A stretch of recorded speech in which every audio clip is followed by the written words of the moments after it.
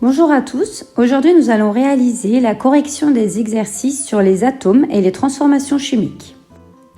Je vous rappelle, une molécule est constituée d'atomes.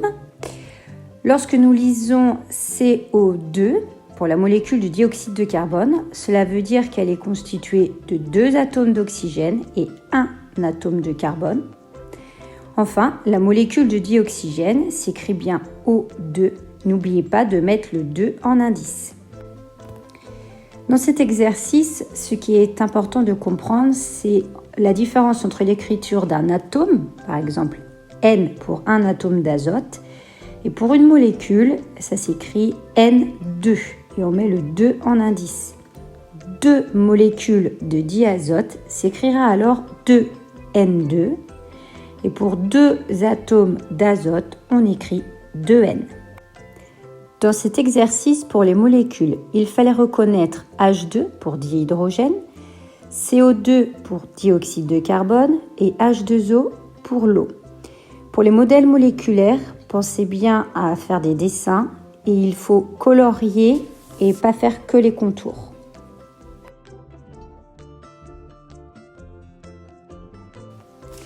Pour cet exercice, nous vous demandons d'écrire la formule chimique des molécules suivantes.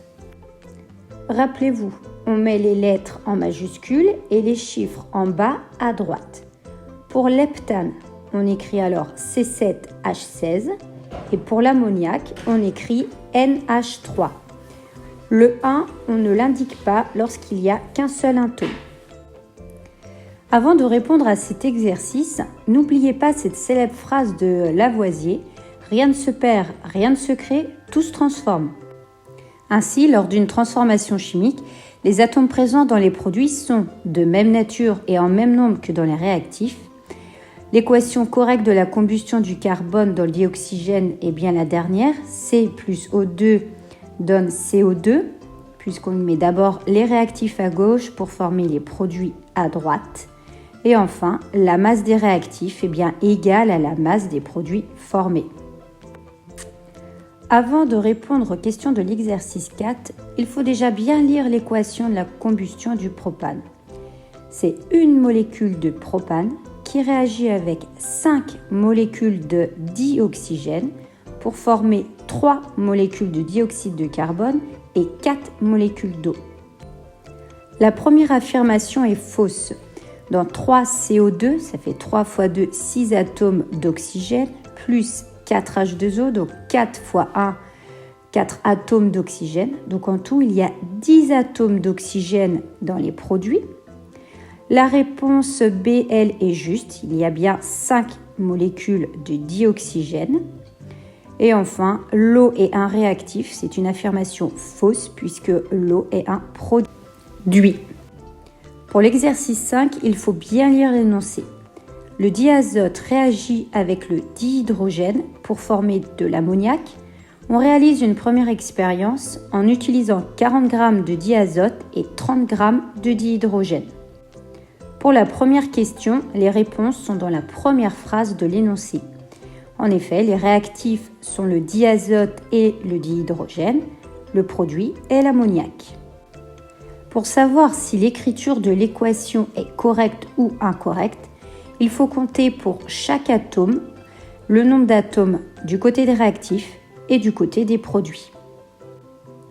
Nous voyons ici qu'il y a 2 atomes d'azote du côté des réactifs, mais qu'un seul atome d'azote du côté des produits, 2 atomes d'hydrogène du côté des réactifs et 3 atomes d'hydrogène du côté des produits.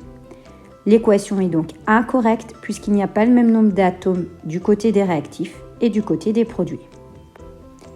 Pour équilibrer cette équation de réaction, il va falloir ajouter des chiffres à gauche des molécules et non à droite. En les mettant à droite des molécules, on modifierait alors la formule chimique, ce ne seraient plus les mêmes molécules. J'ai 2 atomes d'azote du côté des réactifs et 1 atome d'azote du côté des produits. Je dois donc rajouter un 2 à gauche de NH3, c'est alors bon pour les atomes d'azote. Mais en faisant ainsi, j'ai alors 2 fois 3 égale 6 atomes d'hydrogène du côté des produits. Il faut alors que je rajoute un 3 à gauche de H2 du côté des réactifs pour faire 6 atomes d'hydrogène.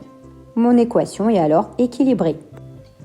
Pour savoir quelle est la masse d'ammoniac obtenue, n'oubliez pas que le nombre d'atomes du côté des réactifs est le même que le nombre d'atomes du côté des produits. On peut alors dire que la masse des réactifs est égale à la masse des produits. La masse de l'ammoniac est égale à la masse du dihydrogène plus la masse du diazote, soit 70 grammes. Pour cet exercice, vous devez compter à chaque fois le nombre d'atomes du côté des réactifs et le nombre d'atomes du côté des produits. Si jamais le nombre n'est pas le même, vous devez alors ajouter des chiffres à gauche des molécules et non à droite. Pour la première équation, il fallait rajouter un 2 à gauche de H2 et à gauche de H2O pour avoir 2 atomes d'oxygène et 4 atomes d'hydrogène du côté des réactifs et du côté des produits. Pour la deuxième équation, il fallait rajouter un 2 devant CO pour avoir 2 atomes de carbone et 4 atomes d'oxygène. La troisième équation était bien équilibrée. Merci pour votre écoute et à bientôt!